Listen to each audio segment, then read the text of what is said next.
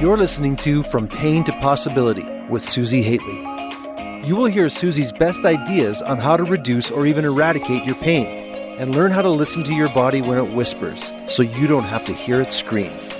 And now, here's your host, Susi Hately. Welcome back to From Pain to Possibility. This is Susi Hately. I am so glad that you're here for this episode. We're going to be digging into core stability and pain reduction and pain eradication. And this episode was inspired by a session that I had with some trainees just last week where we started to get into core and core training and what actually comes up when you think about core and what is the relationship between core stability and pain eradication or pain reduction. So within this episode, what I start with are some questions about what core is, the relationship to what many people think about pain and core, and then I'll share how I work with the core and pain and what I see the relationship to be. So super juicy episode. Let's get rolling. When I posed the question to a group of my trainees, some new trainees, about what they think about when they think about core, here are some of the responses that they gave. Core is abdominal strength. It's stability, balance, center, everything from the ribs to the knees. Six pack.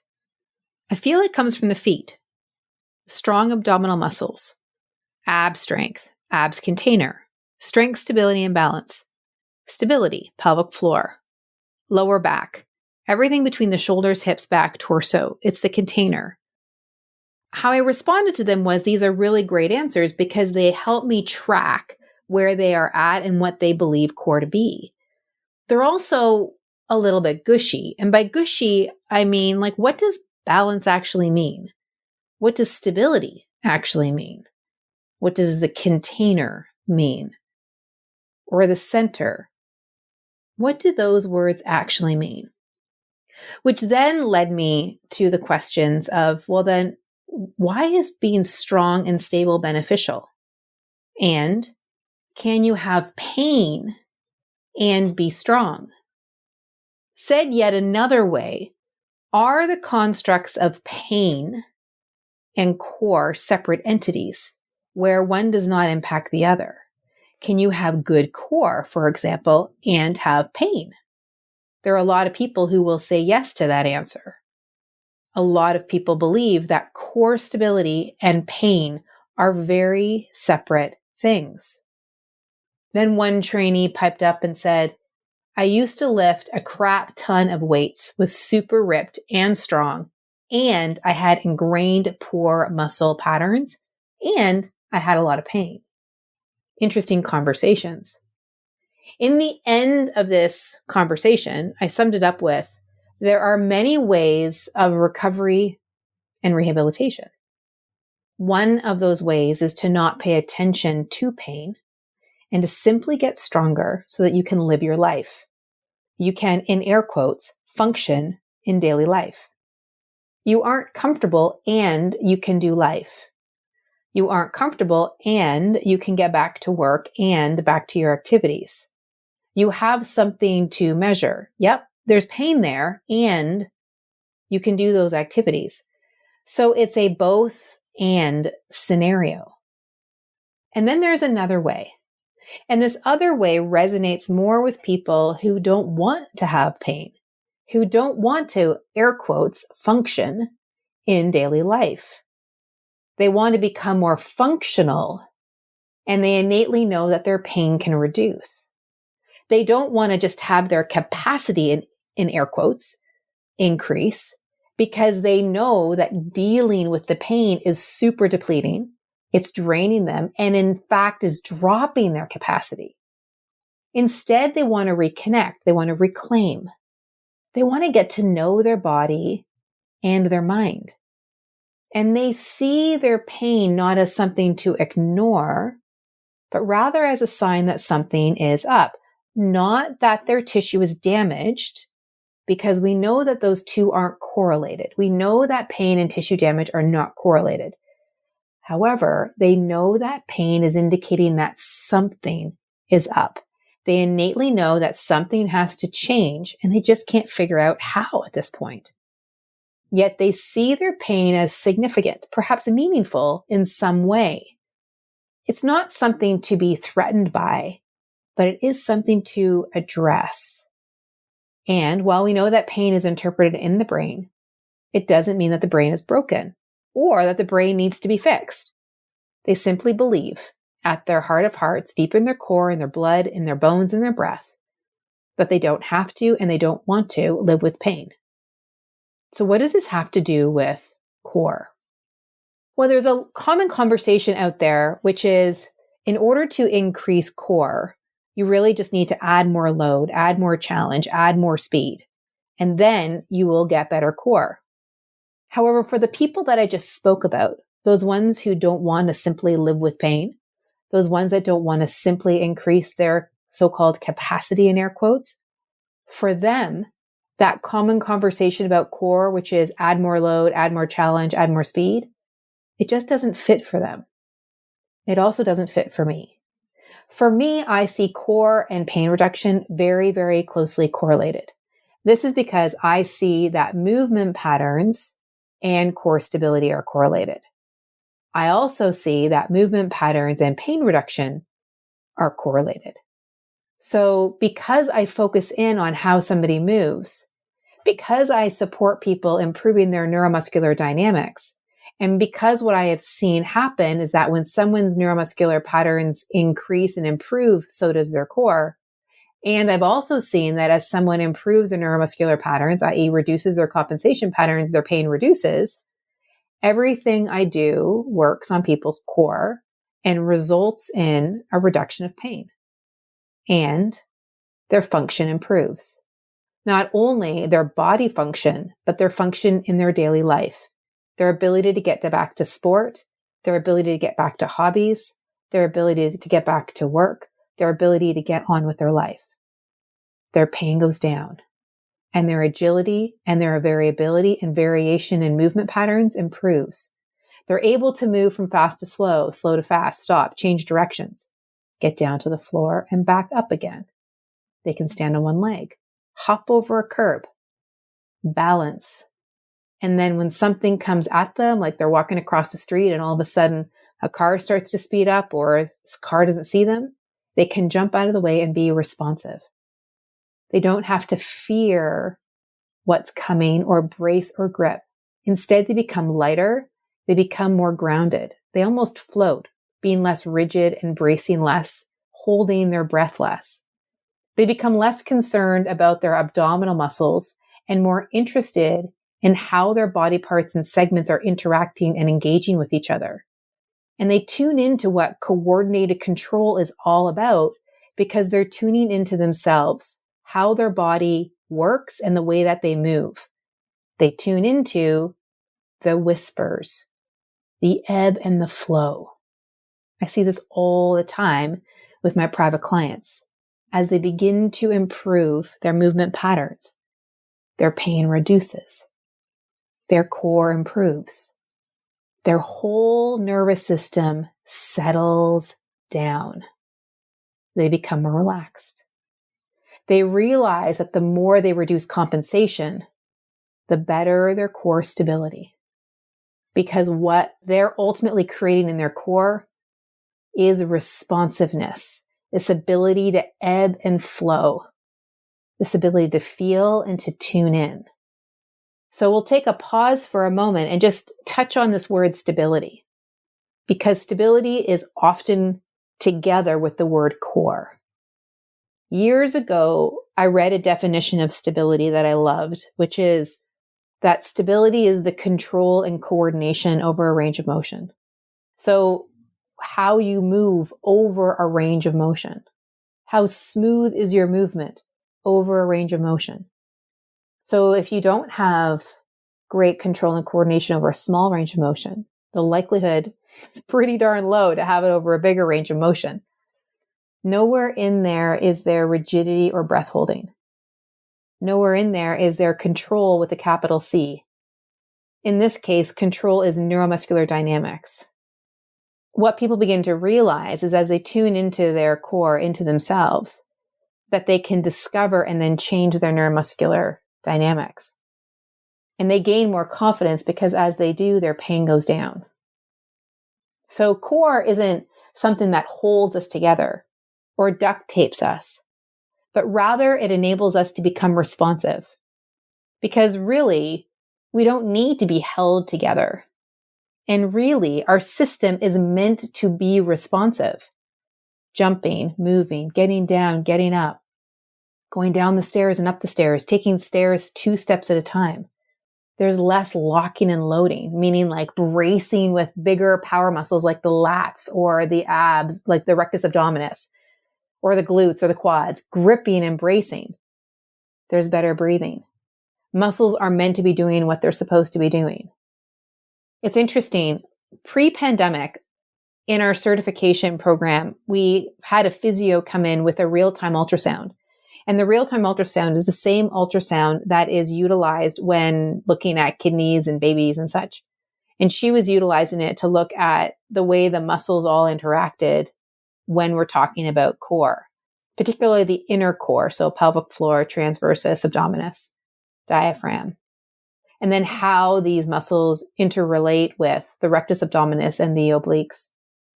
And what was interesting is she wasn't specifically looking at the pelvic floor and the transversus, but in relationship between those muscles and the rectus abdominis and the obliques, because in reality, it's not isolating the rectus abdominis. They all work together and how they slide and move and contract relative to the other.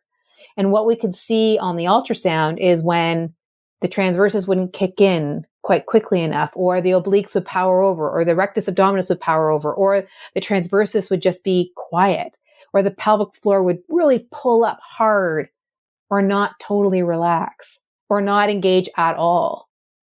What became really interesting for people when they saw this was how each person connected with this area of their body in a totally different way. And when the physio would connect with them with cueing, she cued them, each of them, in an entirely different way. And each person found freedom. They found lightness. And it opened their eyes in a huge way because they recognized that not all cues for core connection or core engagement or stability were going to work for all people. Now, not surprisingly, it did lead to a little bit of agitation and frustration with, well, then how are we supposed to cue? Now what? And this was our opportunity to really open up the dialogue around you improve movement patterns. When you improve movement patterns, there's less tension, there's less bracing, there's less compensation and better neuromuscular coordination. Your body becomes more responsive. The bigger muscles no longer have to compensate for smaller muscles. The superficial muscles no longer have to compensate for the deeper muscles. You naturally become stronger. It becomes easier. And for some people, it feels really odd for something to be easier and simple because so many people are looking for the supercalifragilisticexpialidocious because it's got to be hard, right? When in fact, it's actually quite simple. That as the health professional or the yoga teacher, what you're doing is you're watching the person who is in front of you. You are connecting with that person and seeing their movement patterns. Because no matter the condition the person has that's leading them to need to improve their core, how everyone expresses their core is going to be different. I mean, we saw it on the real-time ultrasound. And in all the years we had this physio coming in with the real-time ultrasound, when we were pre-pandemic, every single person that I saw on that real-time ultrasound engaged their core differently. The cues were different. So the idea here is if you really want to help people reduce pain and improve their core, you've got to be able to address the person who is in front of you, which is what we do inside of the certification and inside of the therapeutic yoga intensive. And I'll just take a moment here that if that's interesting for you, if this conversation's getting very interesting for you and you want to build your skill as a professional at doing this, then email us at health@functionalsynergy.com. And Kia can have a conversation with you about both of those programs and which one might be the fit for you in terms of really developing your skill with this for where you're at right now. Because as a trainer, as a teacher, as a health professional who uses yoga therapeutically, the skill at really building your eyes to meet the person who's in front of you, but really watching their movement pattern and then knowing what it is that you're doing by tuning into mechanical patterns and really recognizing what's driving them in their movement. That's how you help improve people's core. You're reducing the compensation patterns. And as you reduce those compensation patterns, you're improving the responsiveness. And interestingly, with pain, the correlation I have seen is that pain levels and compensation patterns are correlated. So as you reduce compensation patterns, you reduce pain. So interesting. Do you see where we're going here? Reduce pain as you reduce compensation patterns, increase responsiveness, increase core stability. They're all related. And it's not that you have to go after core, because your core improves as you improve your neuromuscular dynamics. Your core improves as you improve your movement patterns. Less rigid, less bracing, less anticipatory locking and loading. So I think about core as an overall movement experience. It arises out of moving better. It's lighter. It's easier, EASE-IER. So then how do I work with people in this way? So with my diastasis, my abdominal separation that came with my pregnancy with my twins, I overutilized my obliques in a major way. And I know there's a lot of conversation out there about how it's not about closing the gap. But what I found is that when I was able to consciously start to reduce the work of my obliques, I was able to connect more into the central part of my abdomen. That gap was not only able to close, but the tone of the abdominal muscles beneath that gap really started to tune in. This was so highlighted when I was working at improving my downward dog to my plank. And what I would find is I could actually do the whole range. I had the so-called, in air quotes, function to do the movement from a gross external perspective. But in reality, when I got to a certain angle through my shoulders and my hips, my diastasis separated more. I didn't have the control and coordination. And what I ended up doing was grip in my rib cage. Now, luckily, I had the internal awareness to tune into that. And I also had a postpartum physical therapist supporting me in my process. So the idea here is that what I was able to do is feel into my abdomen as I was moving. I could feel when my core started to turn off, when my compensation started to kick in, and both were similar. I do share more about this in a previous episode, and I talk about the physical therapist and the physical therapist who helped me. We've actually recorded an episode with her, Megan Jenkinson, and she's listed in the show notes. So go and find that in the show notes, and you can listen more to my recovery as well as the work that she does. The idea, though, is when I was able to tune into that, my abdomen became more toned, became more responsive. My pelvic floor didn't have to grip as much. Other areas of my body were able to tune in more effectively because I was able to move my body more appropriately. I was able to reduce the compensation, improve those neuromuscular patterns, less jaw gripping, easier breathing, less anticipation, less thought, and just more clarity, more connection. It's this kind of work that I do with each person that I see. And then I train my trainees inside of the intensive and the certification program. That whenever you are improving neuromuscular patterns, you are improving the efficiency of the mechanics. You are improving the efficiency of the overall body physics. And then what happens is you are able to absorb and dissipate the load so much better. And when that happens, there is a correlation in pain reduction. So you don't have to live with pain. You don't have to have these as separate constructs. You don't have to anticipate or wonder if your symptoms are coming back. Because as you tune into the compensation patterns that are contributing or correlating to your pain scenario.